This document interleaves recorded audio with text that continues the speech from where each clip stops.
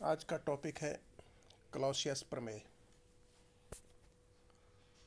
Clausius प्रमेय के अनुसार किसी बंद उत्क्रमणीय चक्र के लिए राशि dq/t का समाकलन शून्य होता है, अर्थात इंटीग्रल dq/t = 0।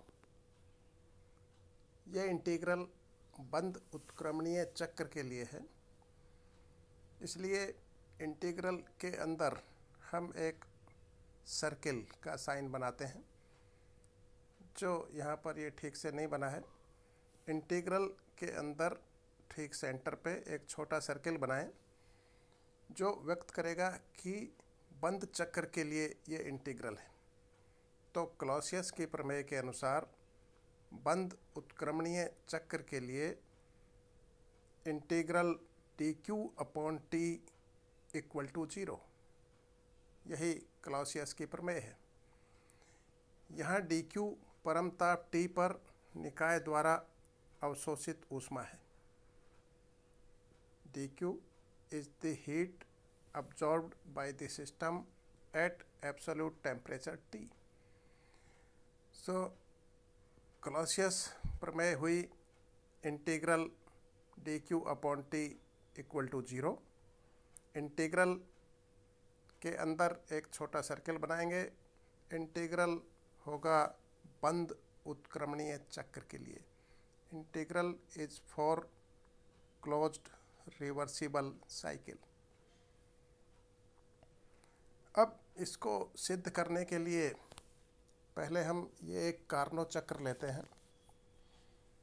कार्नो चक्र पीवी आरेख पर, पीवी डायग्राम पर, इंडिकेटर डायग्राम जिसे कहते हैं, सूचक आरेख, उस पर इस चित्र में दिखाया गया है।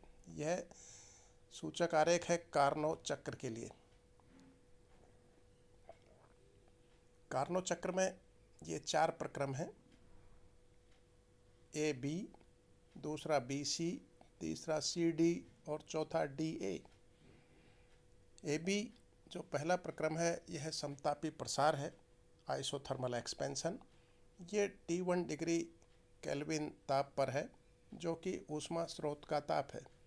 T1 degree kelvin is high temperature, that is temperature of heat source.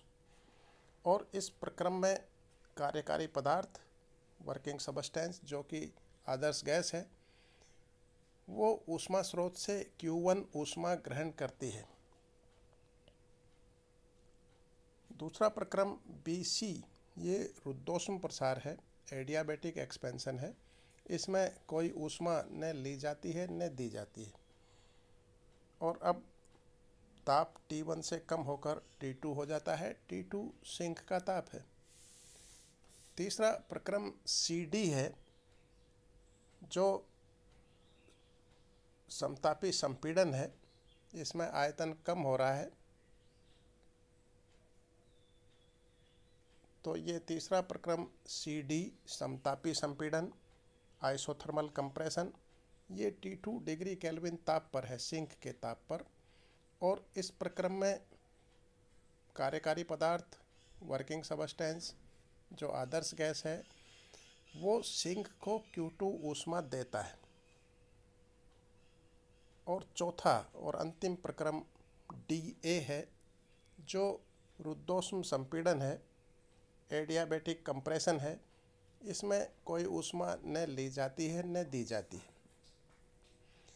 इस प्रकार पूरे चक्र में हम देखते हैं कि समतापी प्रसार के प्रक्रम AB में पदार्थ Q1 ऊष्मा ग्रहण करता है अधिक ताप के ऊष्मा स्रोत से, और CD प्रक्रम में यह Q2 ऊष्मा सिंक को देता है।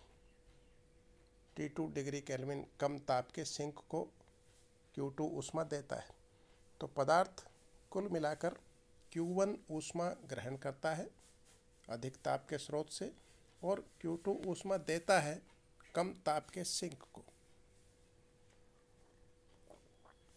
और कार्नो चक्र के लिए हम जानते हैं कि Q1 upon T1 equal to Q2 upon T2। Q1 upon Q2 बराबर था T1 अपॉन T2। इसलिए कार्नोट चक्र के लिए Q1 upon T1 equal to Q2 upon T2। यदि हम ऊष्मा Q को बीज गणितीय राशि माने, एल्जेब्रिक क्वांटिटी माने एवं निकाय सिस्टम जो कि कार्यकारी पदार्थ है, वर्किंग सबस्टेंस है, इसके द्वारा ली गई ऊष्मा को धनात्मक लें, पॉजिटिव लें, और इसके द्वारा दी गई ऊष्मा को ऋणात्मक लिखें, नेगेटिव लिखें, तो इस समीकरण 1 में Q1 धनात्मक होगी व Q2 ऋणात्मक होगी। इस समीकरण में जैसा कि कार्नोट चक्र के लिए है, Q1 ऊष्मा पदार्थ लेता है और Q2 ऊष्मा देता है। इसलिए हम ली गई ऊष्मा Q1 को धनात्मक लिखें और दी गई ऊष्मा Q2 को ऋणात्मक लिखें, तो इस समीकरण में Q1 पॉजिटिव होगा धनात्मक और Q2 नेगेटिव होगा ऋणात्मक। यदि हम इस तरह से लिखते हैं तो यह समीकरण अब इस तरह से बन जाता है, Q1 अपॉन T1 बराबर minus Q2 upon T2। Q2 को हमने नेगेटिव लिख लिया है, Q1 पॉजिटिव ही है। या हम इसको इस तरह से लिख सकते हैं, Q1 upon T1 plus Q2 upon T2 बराबर 0। इसको समीकरण 2 का नाम दे दें, Q1 upon T1 plus Q2 upon T2 equal to 0। तो यह इक्वेशन है एक कार्नोट चक्र के लिए जो उत्क्रमणीय प्रक्रम है, रिवर्सिबल प्रोसेस है कार्नोट साइकिल के लिए। अब हम कोई भी उत्क्रमणीय प्रक्रम लेते हैं, कोई भी रिवर्सिबल प्रोसेस लें, जैसा कि इस डायग्राम में दिखाया गया है।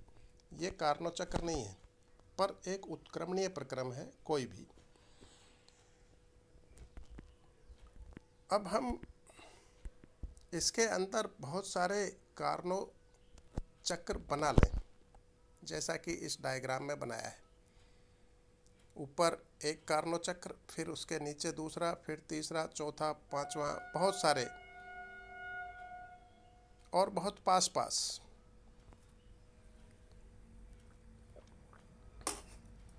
और इसमें हम एरो भी बताएं, एरो लगाकर बताएं कार्नोट चक्र की दिशा।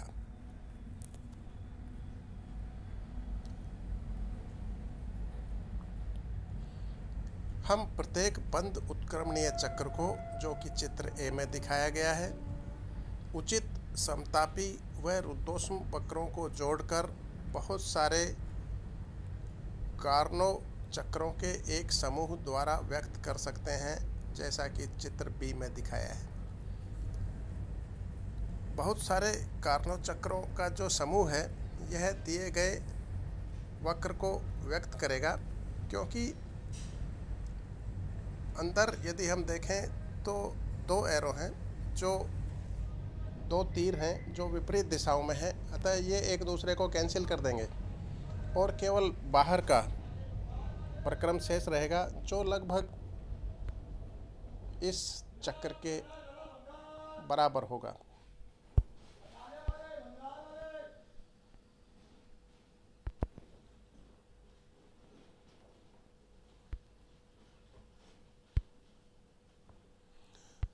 प्रत्येक समीपवर्ती कार्नोट चक्रों में एक समतापीय वक्र उभयनिष्ठ होता है। यदि हम दो पास पास के समतापी वक्र ले लें तो एक समतापीय वक्र कॉमन है, एक में तीर एक दिशा में जा रहा है तो दूसरे के लिए तीर दूसरी दिशा में जा रहा है।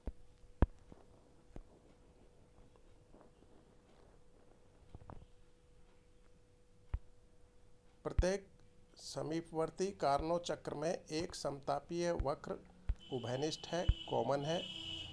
चित्र बी में दिखाए अनुसार यदि हम प्रत्येक कार्नो चक्र में दक्षिणावर्त चलें, हर कार्नो चक्र में हम क्लॉकवाइज चल रहे हैं,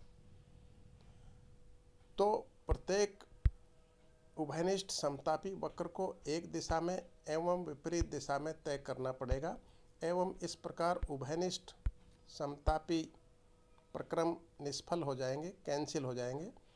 क्रमागत समतापी प्रक्रमों में ताप का अंतर बहुत ही सूक्ष्म रखकर, जिससे कि समतापी वक्र अत्यंत निकट बनेंगे, हम कार्नो चक्र के समूह को लगभग दिए गए उत्क्रमणीय चक्र के तुल्य बना सकते हैं।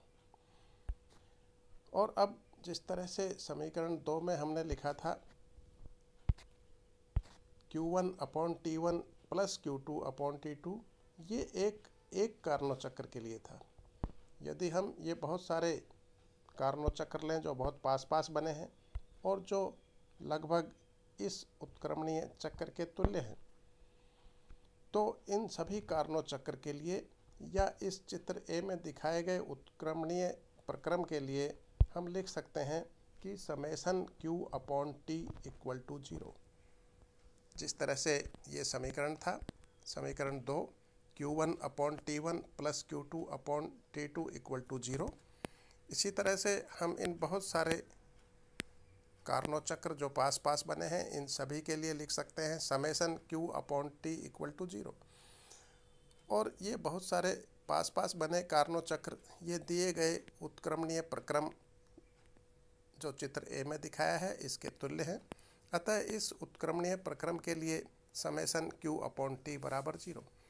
समतापी वक्रों के बीच अनंत सूक्ष्म तापांतर के लिए ताप का अंतर बहुत ही कम लें, अनंत सूक्ष्म, इनफाइनाइटेसिमली स्मॉल, तब इस समीकरण में हम समेशन को इंटीग्रल से प्रतिस्थापित कर सकते हैं। समेशन की जगह इंटीग्रल लिख सकते हैं, तब हमें मिलेगा इंटीग्रल dQ/T = 0।